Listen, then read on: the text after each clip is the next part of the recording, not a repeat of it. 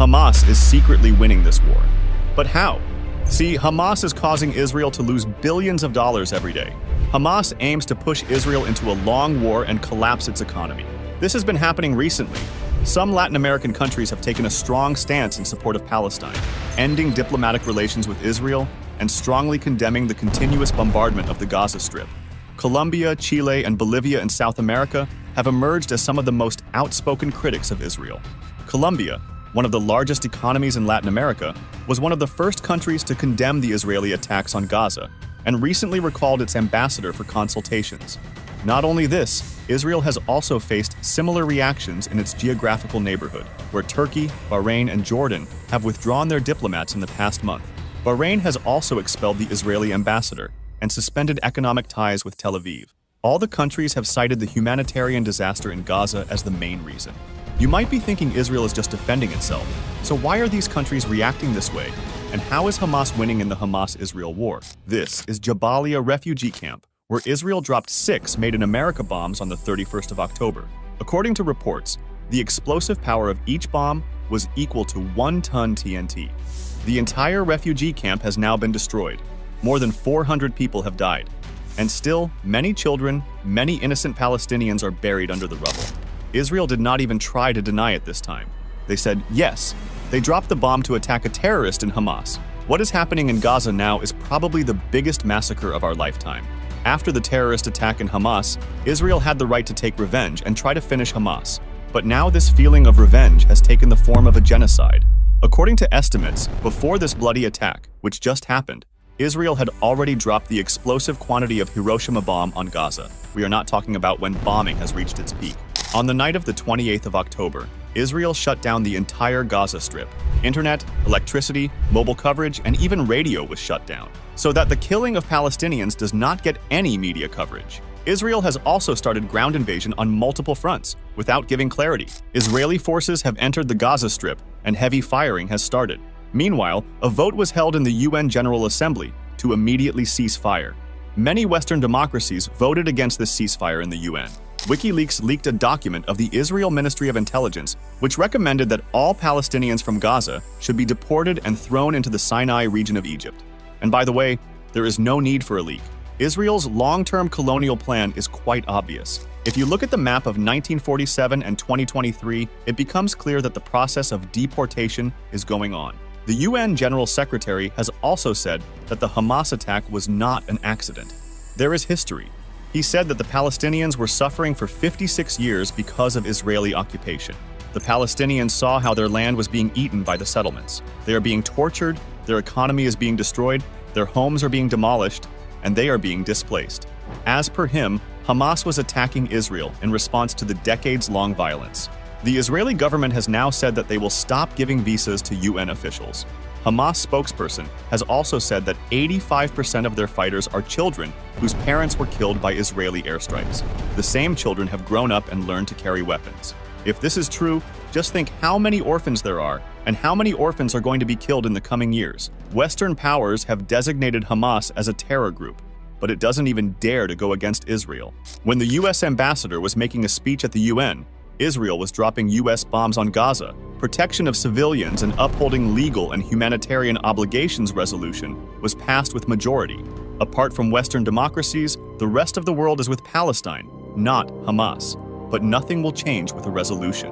UN, Human Rights Watch, Amnesty International, all have shown how Israel is an apartheid state, how human rights violations are happening, how war crimes are happening, and how land occupation is happening. Human Rights Watch has confirmed that Israel has used white phosphorus, which is an illegal chemical weapon that can cause genetic defects in future generations. Israel has killed dozens of journalists. It has attacked their families, not only in Gaza, but in the West Bank too.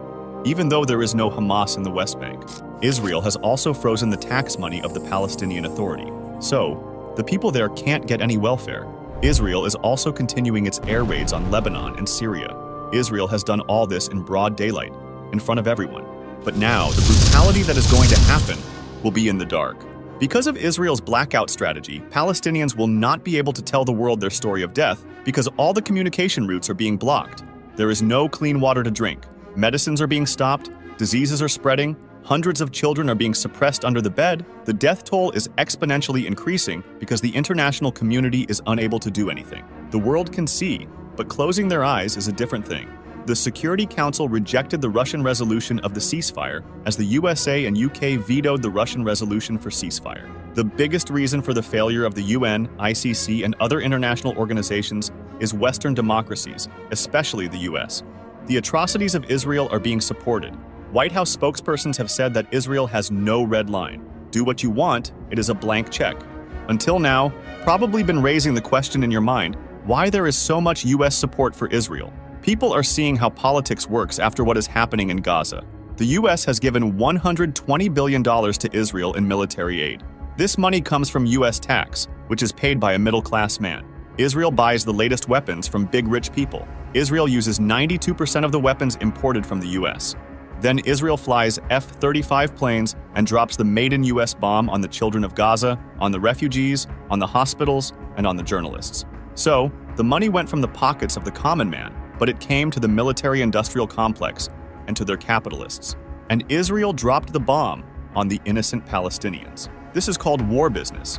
In the US, UK, France, despite suppression, there are big protests. They are just asking for a ceasefire. People cannot accept that Palestinians are being killed with their tax money, and their government is supporting this genocide without permission. If a ban on Israel starts due to public pressure, Israel is going to face difficulties. And I think this is Hamas's plan. South Africa, which has emerged as one of the strongest global supporters for Palestine, could also completely cut off ties with Israel. A proposal on this is expected to be put for voting in Parliament this week, with some lawmakers calling for total severance of diplomatic relations with the brutal apartheid Israeli regime, while others are advocating for a more mediatory approach. While Israel has also recalled its ambassador from Pretoria, lawmakers in the South African Parliament will be voting to shut down the Israeli embassy. Over in Europe, Norway, Belgium, and Spain are weighing up the recognition of the state of Palestine.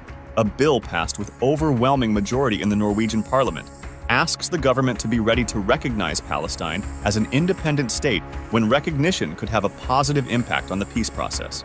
In Spain, Prime Minister Pedro Sanchez has said his new government will work nationally and within Europe to recognize the state of Palestine. And these developments are a significant diplomatic blow to Israel. On one hand, it is facing daily losses in the billions of dollars, and on the other hand, it is encountering a diplomatic backlash. Another blow is dealt when there is a conflict between all these factors. A meeting of 57 Muslim countries is held in Riyadh, Saudi Arabia, where many issues are discussed, but the most important topic is the discussion about the Israel-Hamas war. During this, the majority of the countries demanded the implementation of 5 measures against Israel in light of the Israel-Hamas war in Gaza. These demands included stopping the transfer of military equipment to Israel from the American military bases in the Middle East, ending all diplomatic and economic ties with Israel, reducing oil sales to the USA by Israel, blocking Israel in the airspace of the Gulf, and sending a joint delegation to the USA, Europe, and Russia to pressure for a ceasefire.